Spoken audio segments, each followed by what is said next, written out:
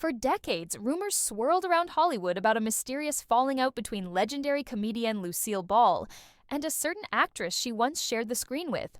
A woman so talented and promising that many believed she'd become a recurring fixture in Lucille's orbit. But that never happened. In fact, Lucille Ball, known for her professionalism and loyalty to friends in the business, made a rare and firm decision. She refused to ever work with her again. For years, the identity of this mystery actress and the real reason behind the fallout remained a tightly kept secret, whispered about in studio corridors and classic TV retrospectives. Now, over 30 years after Lucille's passing, Hollywood insiders and biographers have confirmed the truth. And it all stemmed from a single incident that struck at the heart of who Lucille was both on and off screen.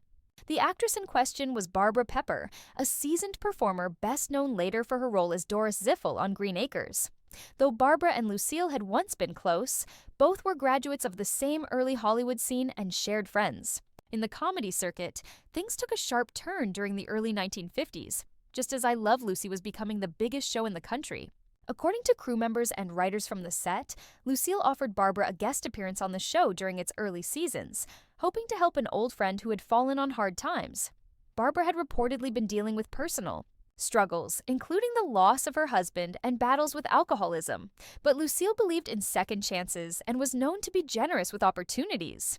However, what was intended as a supportive gesture turned into a backstage nightmare. On the day of filming, Barbara allegedly arrived hours late, clearly unprepared and visibly under the influence. Her behavior disrupted the shooting schedule and created tension with the crew and other cast members.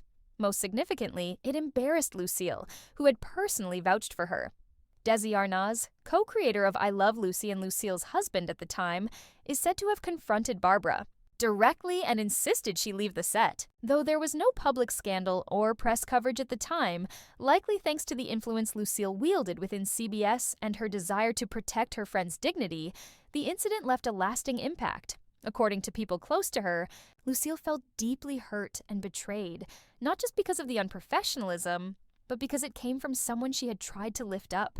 In her private life, Lucille often maintained a firm boundary between business and personal relationships, and after that day, she made the quiet but deliberate choice never to work with Barbara again.